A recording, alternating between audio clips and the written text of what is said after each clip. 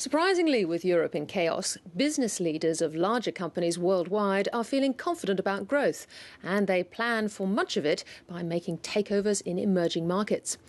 That's the finding of new research from Allen and Overy, the British-based law firm that's also a leading advisor in cross-border mergers and acquisitions. Worldwide senior partner David Morley was in Sydney today. David Morley, welcome to Late Line Business. Hi, Tiggy. Can we go first to Europe? To what extent has the mergers and acquisition been impacted by all the dramas there? I guess there's M&A activity has been affected because there's uncertainty that's happening in the financial markets, and I guess there's some accessibility to financing. Accessibility to finance is another issue. But one of the important things, I think, is that there's probably more underlying business optimism than you might think if you just looked at the financial markets, and that's what you see from the recent survey that we've done of business leaders. How is that, though, when obviously sovereign risk must be so high in everybody's minds? I think there's a number of reasons for it. There's business leaders, I think, from the survey we did of business leaders around the world, business leaders are kind of looking through some of those issues. Yes, there are issues in the financial markets, and the financial markets are pretty upset about what's going on. There's a lot of volatility, but underlying business are looking at a lot of new markets around the world, and that's something that is really quite a significant change, I think. Yeah, well, you say they're looking through the issues. They're also looking 50 degrees east, which I think is the name of your survey. It is. Where are they looking? Well, we asked these this is 1,000 business leaders that we interviewed from 19 different countries, slightly larger companies, over 500 employees. And basically, we asked them what new target markets they were looking at. And they came back, it was a free-form question, they came back with a list of over 100 countries around the world. And compared to a similar question being asked 6 years ago in Europe, for example, the number of countries that European companies were looking to invest in was up 50% from 5 or 6 years ago.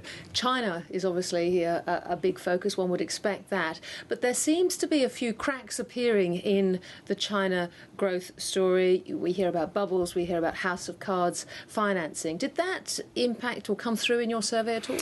Not really, because I think business leaders, again, China came top in terms of the target market. It's just so big, it's impossible to ignore. But it's not just about China. If you look at what the markets people are looking at, India is also important. I've just come back from India. Indonesia, I've just been there as well. And there's a huge optimism there and a huge hunger for resources. The same story is true in Japan. That's definitely impacting Australia. So lots of clients I talk to in India and Japan and Indonesia are all focused on Australia, as particularly in the natural resources space. And what about sectors? Energy, presumably very popular? Energy is a big sector, but when you look in Australia, for example, also food food security is a big issue, but energy is a big key driver at the moment, energy and natural resources.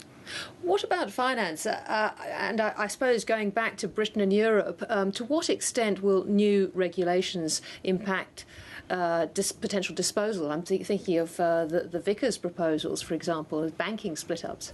I think there's a concern in among the banking clients that we talk to. There's a really big concern that some of the new regulations and capital requirements are going to make it are going to squeeze credit. They're going to cause banks to think about divesting assets and reducing their scale of lending because of the difficulties of raising the capital. I think that's a real concern at the moment in the financial sector. What about Australia? How are we seen in terms of mergers and acquisition opportunities? Well, when you look at our survey, Australia appears in the top 10 countries as target markets for growth. That's not really a surprise, I guess. Yes, top 10 is not very high, really. It punches above its weight. There's 196 countries in the world, so top 10 is not bad.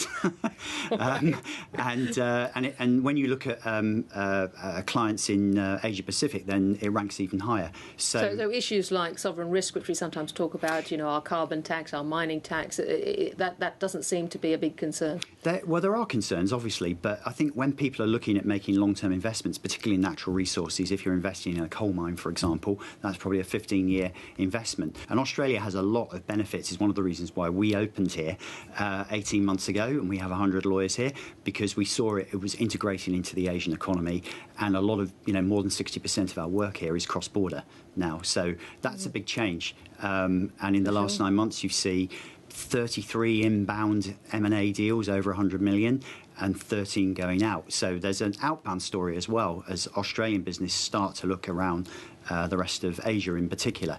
Qantas and JAL is one example of that.